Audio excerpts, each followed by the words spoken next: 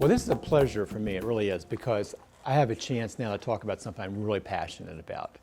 Let me start off with a question. Have any of you seen or experienced resistance in your organization? Oh, yeah. Got some, got a oh yeah, anybody else? Wouldn't that be everybody? Yeah, everybody should have their hand up for that one. Okay, so what we want to do today is take a look at what causes the resistance and what we can do about it. That sound helpful? Okay. Let's jump in here. I want to, on this slide here, have any of you seen this before? Or something similar to this? Let's talk about what this is saying, and feel free to argue with this because I'm going to argue with it myself. 5% of the people in a group, if they adopt the change, that means this study is saying, now this study is a big study. Okay, remember in stat, you got a big N. Okay, you have a big N. Okay, a lot of people involved in this, so there's some validity to it. 5% of the people in the organization, if they adopt the change, it's embedded or it's rooted. Everybody okay with that? 5%. 1 out of 20. See some skeptical looks. 20% adopt it, you get up to that next point, now it's unstoppable. 1 out of 5 and it's unstoppable. Everybody's okay with that? 5%, that's 1 out of 20. 20% is only 1 out of 5. Help me with the math there. Yeah, 1 out of 5. I'll take the 20% if it's spread evenly throughout the organization. So if it's spread evenly throughout. That's a pretty good thought. Now, if you think about a big N that we're dealing with here, it probably is pretty close to being true. And maybe it's just from my own experience. As Kemi said, I've done some work at companies like Coca-Cola and General Motors and big companies. But I've also done change work at smaller companies. And I guess my experience would be maybe 10% and 25. Not dramatically different, but a little bit more than that. But I think the important point here is if I'm working with a leadership group, do they have to have 100% on board up front? No. You know where I'm going, Jessica? So even, yeah, it's not going to happen anyway, right? So why wait to get 100% on board? The 5 and the 20% though, let me go back to the comment about, does it matter who the 5 and the 20% are? Would that be significant?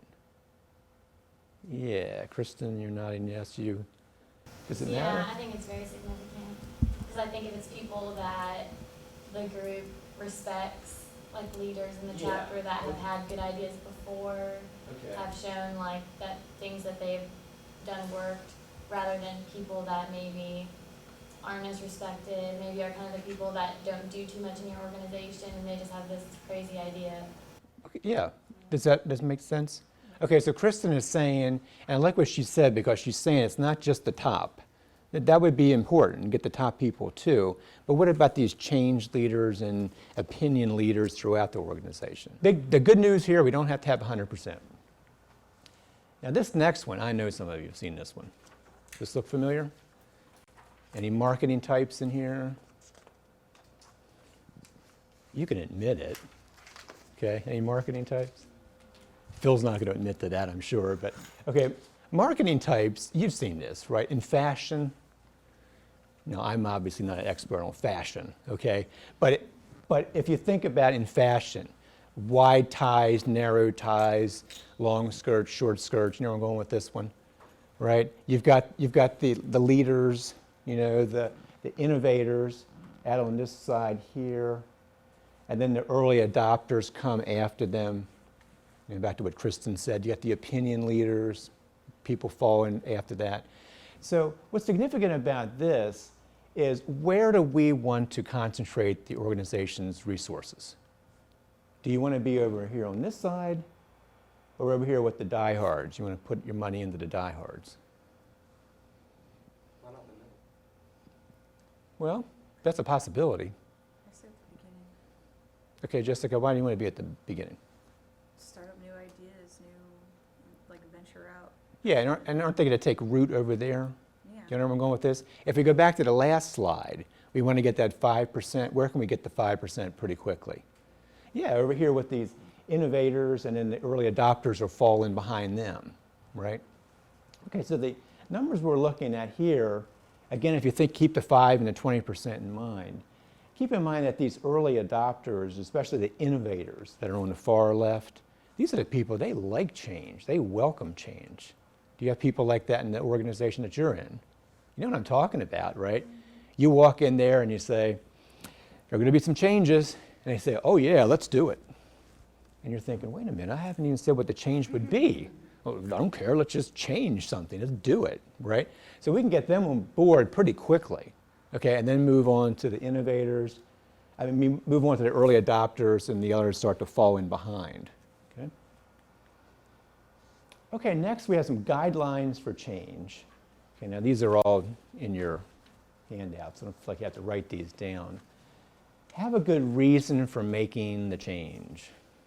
Is that helpful? On my website, there's a little television interview I did, and during the interview, the host of this show asked me, why do people resist change in organizations so much? And I said, well, I think the biggest reason is they're busy. You know where I'm going with this one? If you're busy and something else comes along and you're just thinking this is the change du jour, right? Aren't you tempted to say this will just blow over? Yeah, so if you don't see it as relevant, okay, you're going to resist it. Okay, so a couple of things we're going to look at today is one is if you don't see it as relevant, you're going to resist it. The other thing, if it creates some kind of a fear of loss, you're going to resist it. Okay, so we have to deal with those two things. So have a good reason. Involve the people in the change. Now, everybody knows what that is, right? Do you want to involve the people? Right. Yeah, you know this old thing, right? If you involve them in the change and you get buy-in, then they're much more likely to support it. Put a respected person in charge of the process. No, why do you have to do that? You know, Jack is a highly competent person and he's the CEO or the executive director. Well, why put somebody else in charge of something? Can't Jack do it himself? He could. But I'm busy doing other stuff. Yeah, you're busy doing other stuff, right? And doesn't it make sense you could strategically put champions for the different changes in the different areas, right? Okay, yeah, because you can't be on the front lines all the time as the leader, right? You have to get people to be the change champion for you. The next one is create a transition management team. I really like this idea. I wish this was my idea, but it's not. This is in Bill Bridges' work, William Bridges' work. He wrote a book called Transitions, and I'll come back and touch on this later. It's a great book, thin little book, but real practical kind of stuff that you can use. With the transition management team, he's talking about, let me go back to using Jack again. Okay, if Jack is the CEO and we have a company-wide change, now Jack's probably thinking in terms of maybe I want to change champion in the different departments or the different divisions. Now, would it be good to have them as a team coming together now and then? Yeah, any advantages to that? Wait, repeat the question, please? Okay, you're still the CEO, okay? And in the different divisions, we'll say our division heads happen to be sitting at this table. That was a good choice to pick these four. Okay, so our division heads are at this table, okay? They're working in different divisions, but do you want them to get together around a table? Yeah, and suppose Drury comes to one of these meetings and he's saying, oh my gosh, I've been banging my head against the wall for 90 days. I don't see anything happening. And Lindsay can say, wait a minute, been there, okay? It's going to take about 90 days for this thing to take root. Then all of a sudden you'll see people getting on board. You all with me on that? The advantage of this team idea too is not just technical, operational kinds of stuff, but what about some of the emotional support? The next one is providing training in the values and the skills and the new behaviors. I think this one's critical. Now this is a bit self-serving because I do training work, okay? But think about this for a second. We're going to talk about fear of loss in a minute.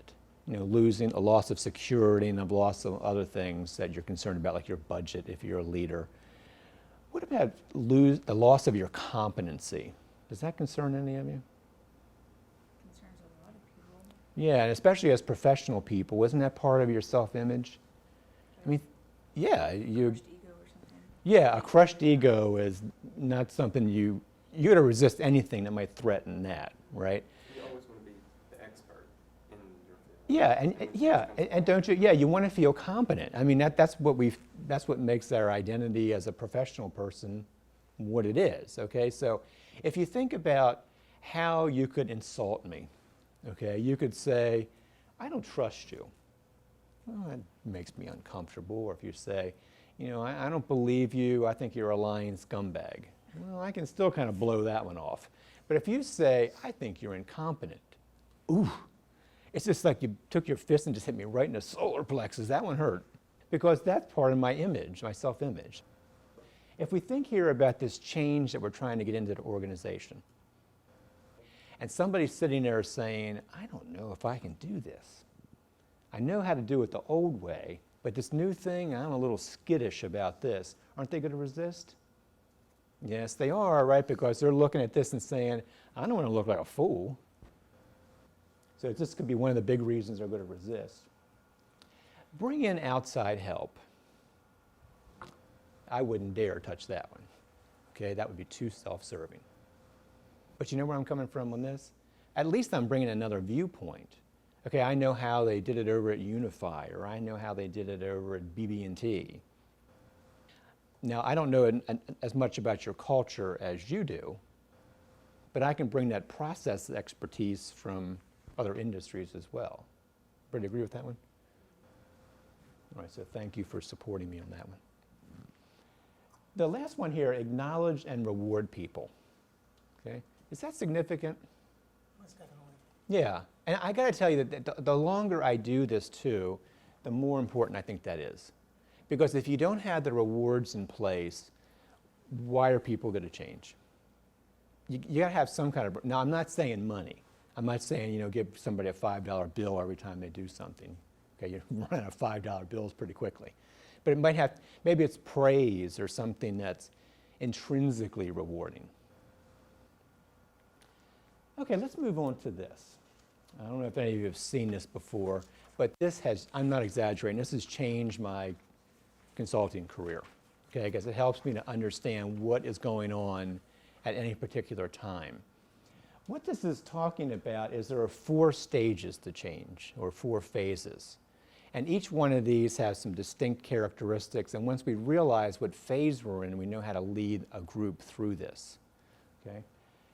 Let's take a look at these horizontal and vertical lines first. If we take a look at the vertical line coming down the middle here. Okay, so right there, that's the vertical line. Everything on this side is negative.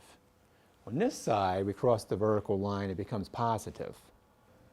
Then if you look at the horizontal line here, going across here, everything above that it's quiet.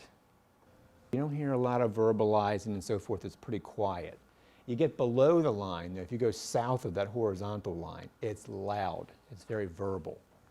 Okay, so if we look at what we have in these different quadrants, over here in denial, it's quiet, but it's negative. You drop down into this resistance quadrant next, so you're moving along the curve here. The second quadrant here is resistance. It's now loud and negative. Cross over the vertical line there. It becomes positive now when you go into this third quadrant. It's positive and it's also loud. Okay, this is like a brainstorming session. It's positive stuff, but there's a lot of verbal stuff going on. Then you go on to commitment. It would be what? Loud or? Yeah, it's quiet because they're just doing their thing. And it's positive. They feel pretty good about what they're doing. They've now moved on with the new thing. It's now part of the new, it's the new culture. So what this is telling us is that we're going to move through this curve at different speeds. And there may also be more depth based on how much stress you're creating, how much fear of loss there is. Let's talk about, I'm going to give you an example of this, but let's just talk briefly about each one of these quadrants and what they would look like.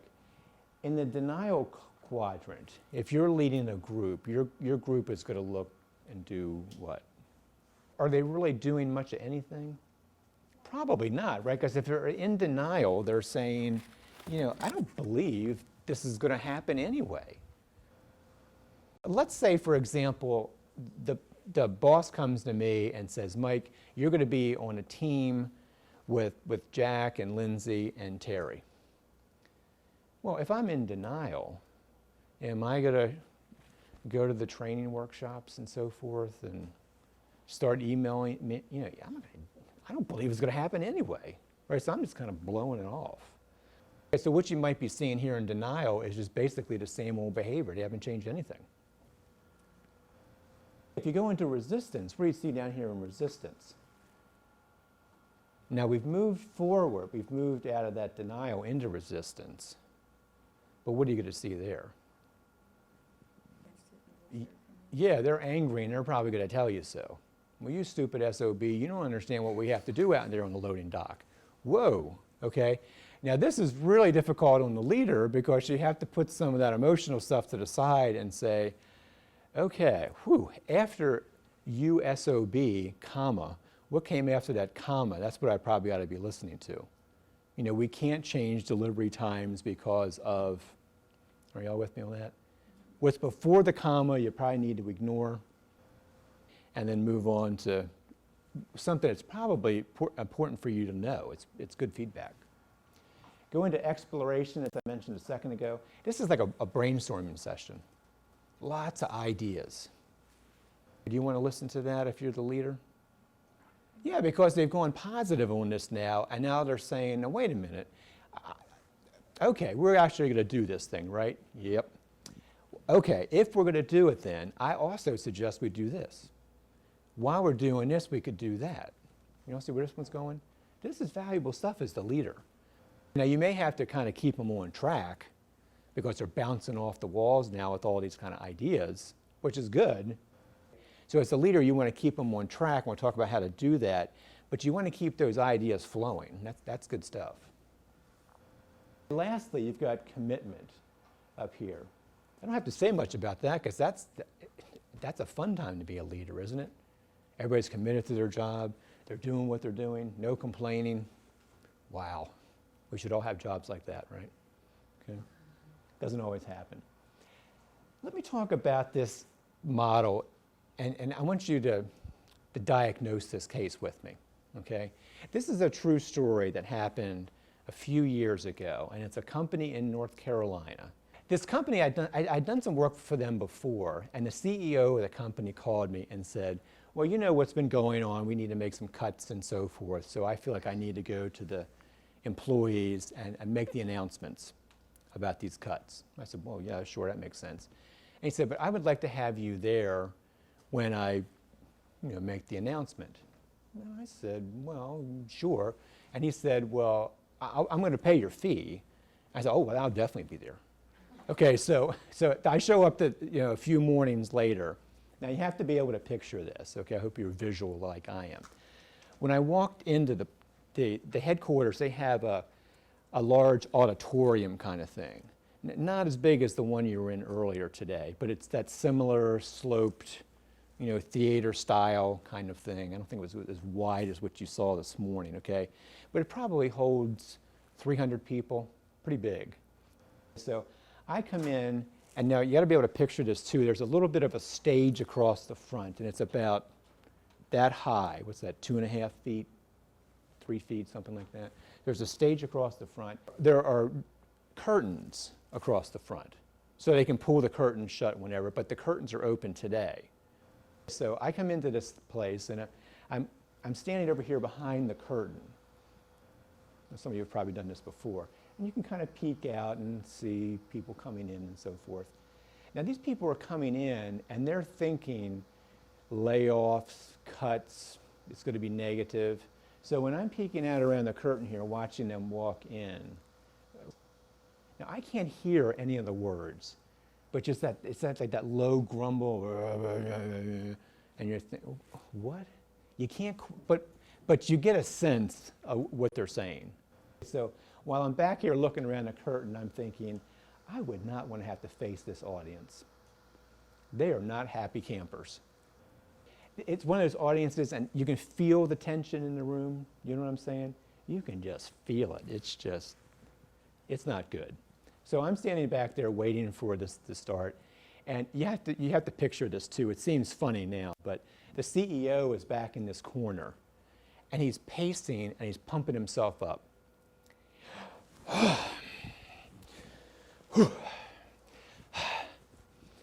And I'm watching this guy back in this corner. I'm thinking, it looks like he's going to go out on stage and do a 300-pound bench press or something. He is pumped up. Okay, so I walk over there. I'm thinking the guy's going to hyperventilate or something. So I walked over there and I kind of grabbed him by the shoulders. Not hard, but just kind of grabbed him by the shoulders.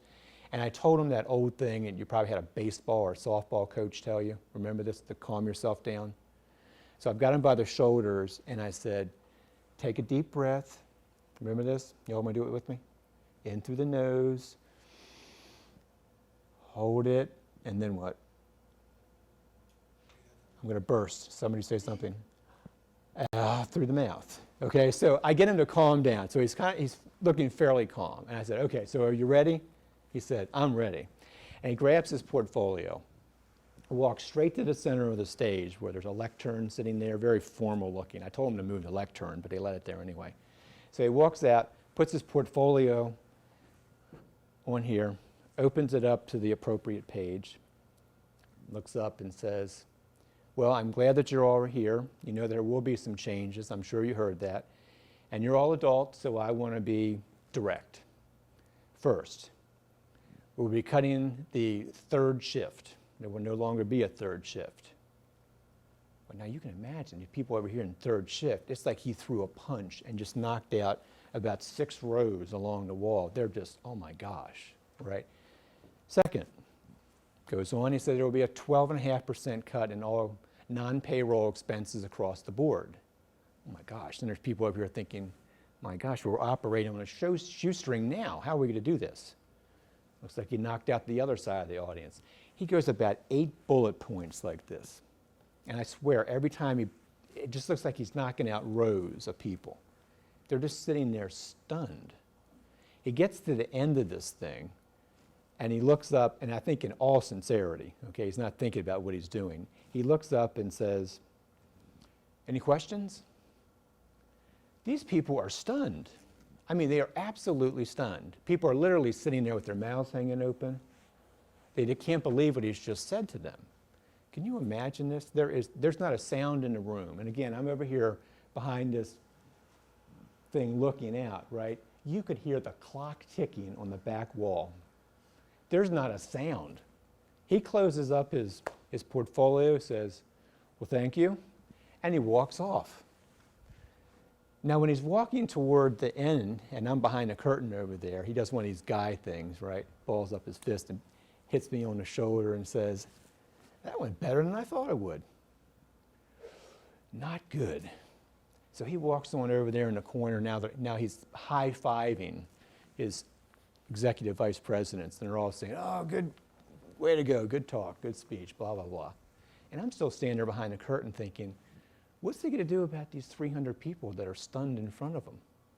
He doesn't seem to have any sense of what just happened. So I walked over to him and I said, you want to talk about this a little bit? And he said, oh, no, Mike, it's fine. He's slapping me on the shoulder. Man, I feel good about this. I said, okay, you want to give me a call tomorrow morning? Oh, no, things are fine. I said, I'll be in my office at 8:30. Okay, can you imagine what happens the next morning? 8:45, the phone rings. Who is it? That guy. Yeah, it's Mr. CEO, right? Mr. CEO calls me the next morning, 9:45, and says, oh my gosh, Mike, you won't believe what happened. I said, I know what happened. People are angry, they're cussing you, they're lined up at the door, the phone's ringing off the hooks, you've got emails, and it's ugly. And he said, oh, did somebody else already call you? I said, no. I said, but I could have predicted that. And I said, but what's happened now is you're making progress. He said, I don't see that I'm making any progress. And I said, well, let's get together at lunch and talk. He said, no, forget it. Starbucks in 20 minutes. this guy's pretty anxious to get out of this office, you can imagine, right? It's ugly. So I meet him at the Starbucks, and then one of those little napkins at Starbucks, I draw this little thing, okay? And when I draw this thing, I'm telling him, yesterday you were here in denial, okay? They were in denial.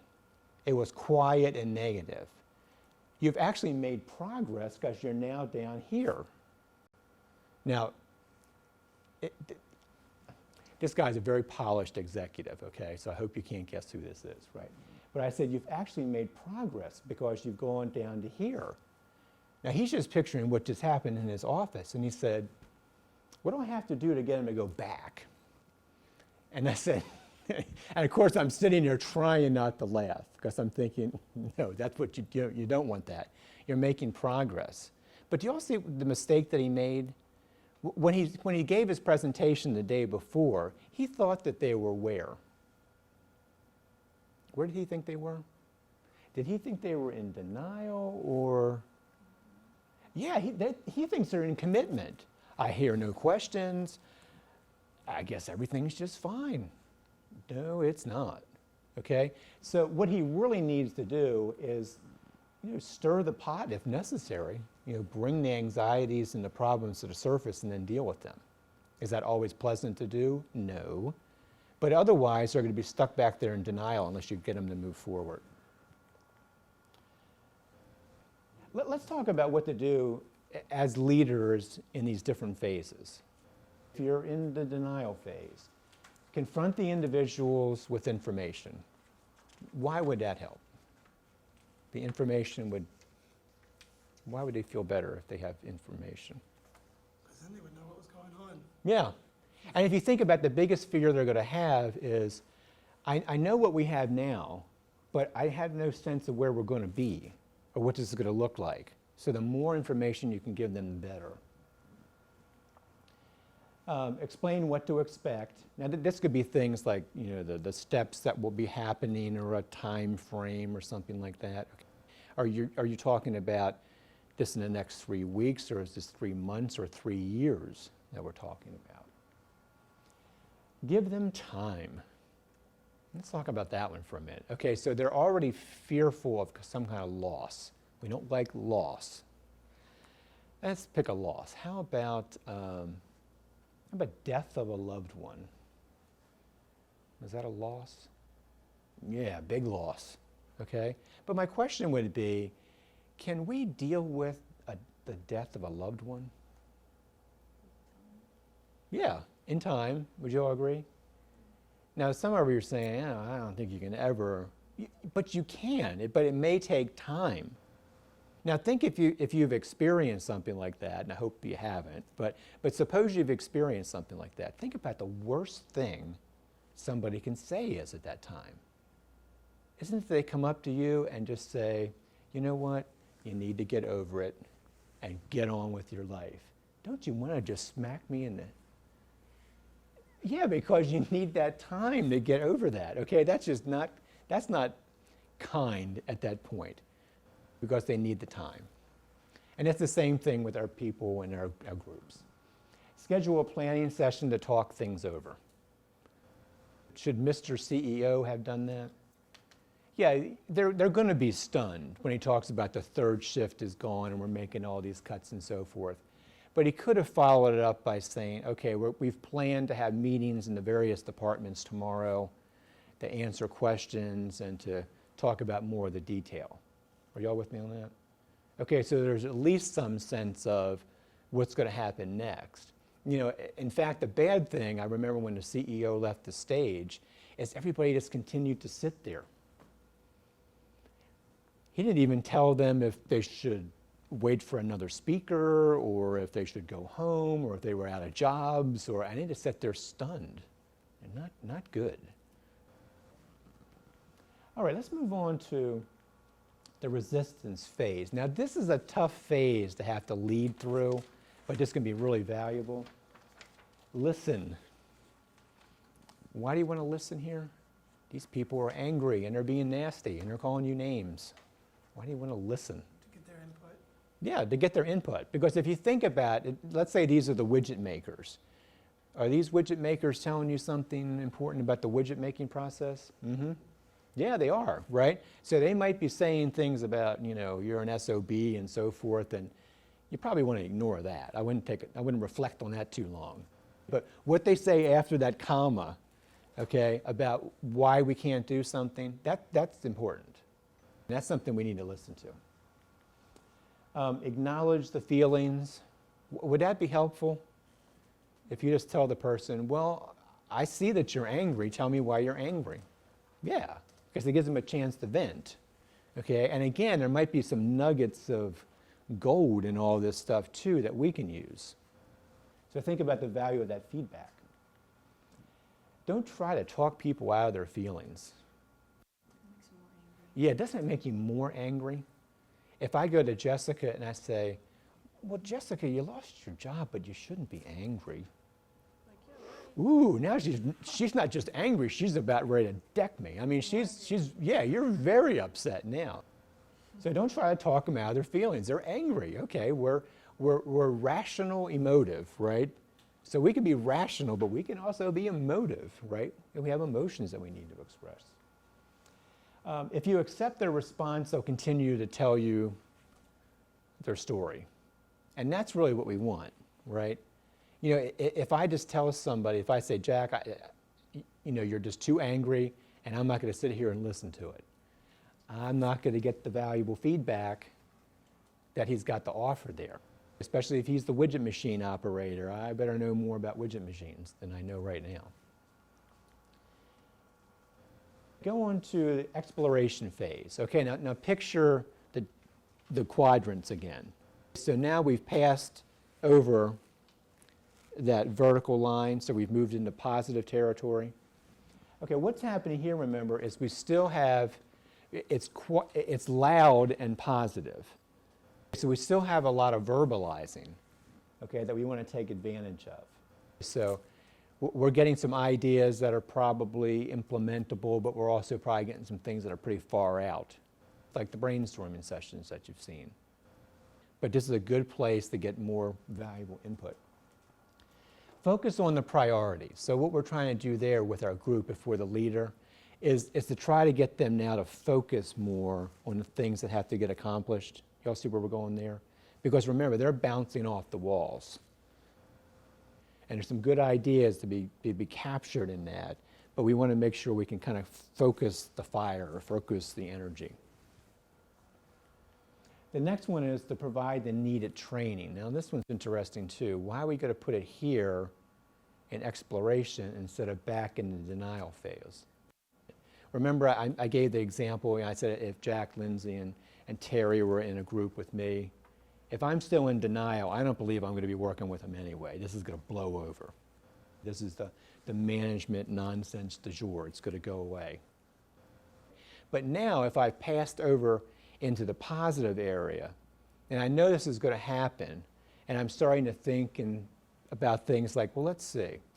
Now, okay, Lindsay is pretty good at whatever. I wonder if she could help me with my Excel spreadsheets or whatever I have to do, right? Because I know she's pretty good at that stuff. So, because now I'm starting to look at possibilities, right? So now if we do a training session, I'm open to how we can work better as a team. Because I see this as reality now.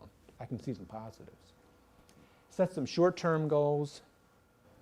And again, that helps to focus, right? You know the term BHAGs, right? Well, BHAGs are talking about 30 years out. We can talk about all kinds of possibilities 30 years from now. We can do all kinds of stuff. We can hire people, develop new product lines, we can do all kinds of stuff. But if I give you a 90-day term, now we really have to focus on what we can actually get implemented. And conduct planning sessions. And again, that's helping people to understand, okay, well, what are the next couple of steps that we're going to make? Okay, now we're already thinking positively. So these are easier sessions to talk about, to conduct, because the people are already leaning that way anyway. They're already feeling positively about it. Okay, the commitment phase. Set some long-term goals. So this is that idea of we already have some short-term wins. Now that we have some short-term wins, we can think about, well, let's, now we're feeling more confident about this. Maybe we can take a bigger step. if, going back to, Jack, Lindsay, and Terry, me again on a team, if we've already done a couple of projects together pretty well, we're starting to feel like, hey, we really are the A team, right? It's not just on our baseball caps A team, we really are the A team. I feel pretty good. Now we're ready to do a bigger project that's more challenging. Concentrating on team building. Yeah, that would make sense again to do team building at this phase, right? Because now we're starting to tweak and try to really maximize it. This is where I might come in and do something like a Myers-Briggs workshop for somebody, or a FIRO or something of that nature, right? So now I know better how Jack would operate under stress, right? And what Terry's preferences are and so forth. But that's really tweaking the team at a higher level. Reward those responding positively, and I think you all agreed with me on that a minute ago. The ones that, especially think about that curve at the beginning, when we talked about the innovators and the early adopters. If they're getting rewarded for these new behaviors, doesn't everybody else see that and say, well, hey, I wouldn't mind that kind of a reward? So they're going to get on board too at this point.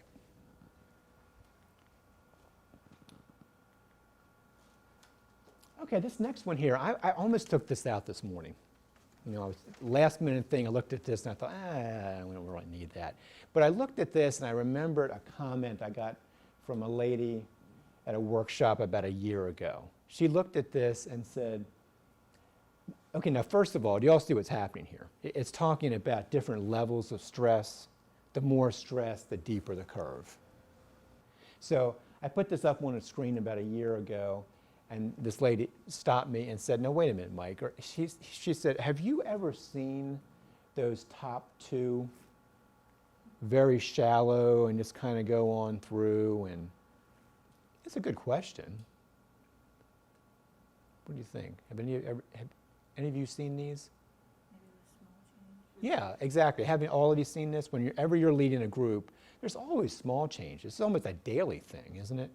We're changing from these Post-it pads to these Post-it pads. That's a change. You're probably not going to get a lot of deep resistance and fear of change over that, fear of loss, okay?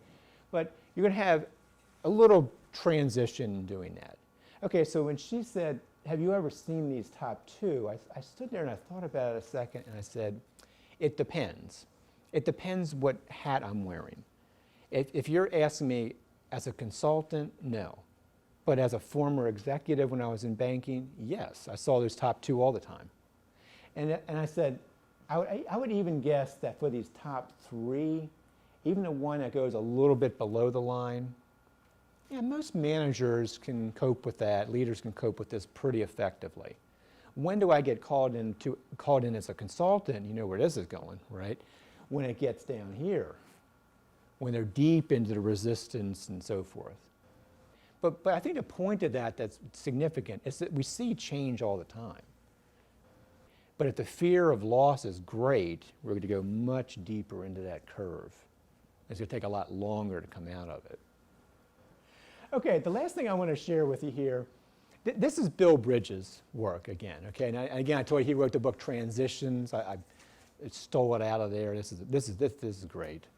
I really like this because what he's talking about here is the idea that every change starts with an ending. Does that make any sense? That sounds turned around, doesn't it? Starts with an ending, so you have to give up something and then move on to the new one. And in between that ending and the beginning, you've got this transition period. And this transition period, that's the hard period to lead in because everybody's so nervous. Can see that. The thing let me leave you with this example, okay? I know we're running out of time. Let me leave you with this example. Do you remember playing on monkey bars when you were younger? You remember monkey bars? I broke my arm on one. Oh, so this might bring back some bad memories. Okay, didn't mean to do that. Okay, but monkey bars, you hold on to those things and you go across them like that, right? But now when you get good at this, you don't want to just do one at a time, right? Come on, we're the show-offs. I'm not the only one that did this, right? Yeah, you would skip them, right? So you're holding on to this, right? And you don't want to just go to the next one. So you get a little bit of a swing going here. You get your swing going here. And when you go to grab that, right, your biggest fear is this one back here, right?